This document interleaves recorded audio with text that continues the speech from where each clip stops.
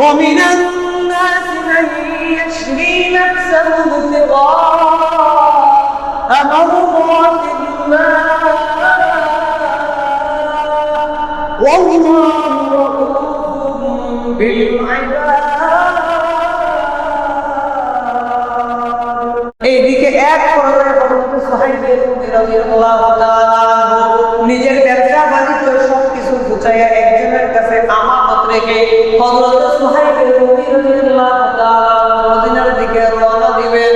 এই মুহূর্তে ওনার কেমন মদিনার দিকে রওনা যখন হয়ে গেছে, ওই মুহূর্তে মক্কার কাফের মুশরিকেরা হযরত সুহাইব রাদিয়াল্লাহু তাআলা মুখে এসে ঘিরে ধরেছে। হযরত সুহাইব রাদিয়াল্লাহু তাআলা পথ আটকে দিয়েছেন। হযরত সুহাইব রাদিয়াল্লাহু তাআলা মদিনায় যাবেন, ওনার পথ আটকে দিয়েছে। এসে মক্কার কাফের মুশরিকেরা বলতেছে, সুহাইব তুমি তোমার দেশ থেকে তুমি মক্কায় আসলে একদম শূন্য হাতে, তোমার কাছে কিছুই ছিল না।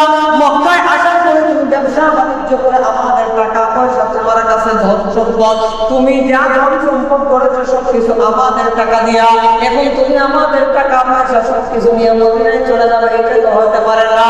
তোমাকে আমরা এই মক্কা থেকে বের হতে দিব না।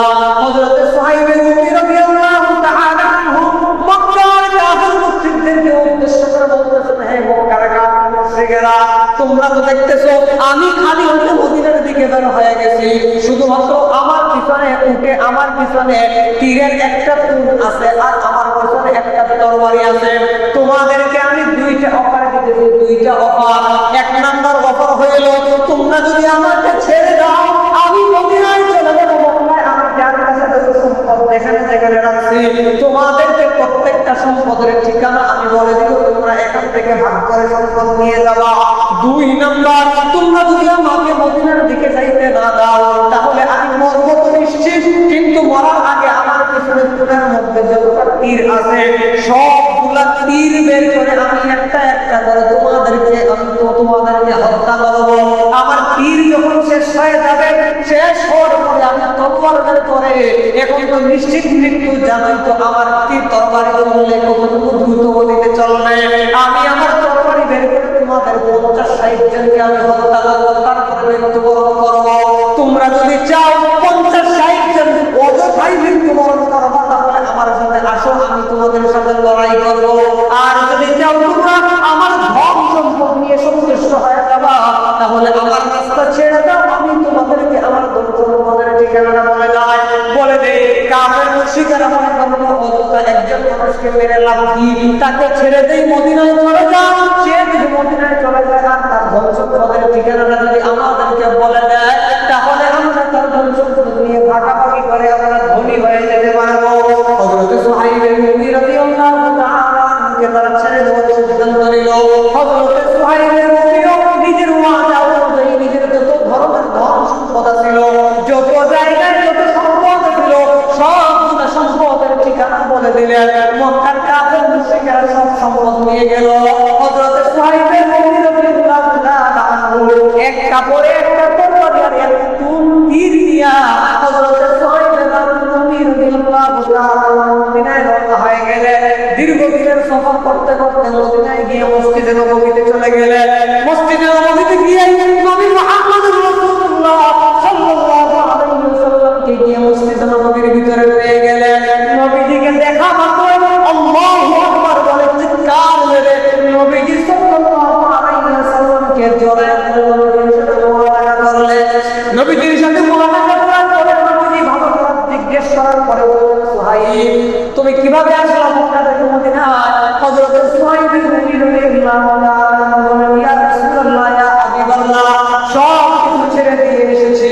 নবীজি বলেন, কি ছেড়ে দিয়ে এসেছো এমন? হযরত সুহাইব বলেন, আমি যখন মক্কা থেকে মদিনার দিকে রওনা দিলাম, মক্কার কাফের মুশরিকেরা আমার পথ রোধ করলো, আমাকে থামায় দিল, আমাকে আটকায় দিল, মদিনাতে আসতে দিল না। আমি আমার যত ধন সম্পদ মক্কায় ছিল আমি আমার এই একটা কাপড়, এক তুন তীর আর একটা তরবারি বাদে আমি আমার যত ধন সম্পদ ছিল সবগুলো ধন সম্পদ আমি মক্কার কাফের মুশরিকদেরকে দিয়ে চলে এসেছি। আমি সাথে আর কিছু আনি নাই। সাথে সাথে এই কথাটা বলা মাত্রই আসমান থেকে আল্লাহ রাব্বুল আলামিনের পক্ষ থেকে হযরত জিবরিল আমিন আলাইহিস সালাতু ওয়াস সালাম সুহাইবের মুমির ঘটনার প্রেক্ষাপটে আল্লাহ রাব্বুল আলামিন জিবরিল আমিনের মাধ্যমে সাথে সাথে কোরআনুল কারীমের আয়াত নাযিল করে দিয়েছে। ومن الناس من يشري نفسه ابتغاء مرضات الله والله رؤوف بالعباد الله رب ومن الناس من يشري نفسه ابتغاء مرضات الله ومن الناس মানুষদের মধ্যে সবাই না কিছু কিছু মানুষ এমন আছে মাইয়াশরি নাফসাহু বিল্লাহ, সেই সমস্ত বান্দা বান্দীরা, বিশেষ কিছু বান্দা বান্দীরা আছে যারা আমাকে খুব মহব্বত করে, নাফসাহু বিল্লাহ, তারা আমার সন্তুষ্টির জন্য তারা নিজেদের জান মাল কুরবানি করে দিতে পারে। হযরত সুহাইবের মুমিন আল্লাহ তাআলা নবীজিকে জানায় দিয়েছেন, আমার সুহাইব সে মদিনার মক্কায় তার ঘর সম্পদগুলো ফেলে আসে নাই, সে একটা বেচা বিক্রি করছে, বেচা বিক্রি। নবীজি অবাক হয়ে গেলেন, বেচা বিক্রি বলতে কি? আল্লাহ রাব্বুল আলামিন বলতেছেন নাফসাহু বিমাইয়াশরি নাফসাহু বিমাআল্লাহ, আমার সুহাইব মক্কায় নিজের ঘর সম্পদ সবগুলা রেখে আসছে, মদিনায় আসার সময় আমি আল্লাহর মহব্বতের সন্তুষ্টি সুহাইব কিনে নিয়ে চলে আসছে। আল্লাহ রাব্বুল আলামিন বলেন সুহাইব নিজের সম্পদগুলা এমনি এমনি ফেলে আসে নাই, এটা একটা বেচা কেনা হয়েছে। সুহাইব নিজের ধন সম্পদ সবকিছু দিয়া আমি আল্লাহর মহব্বত আর সন্তুষ্টি কিনে নিয়েছি।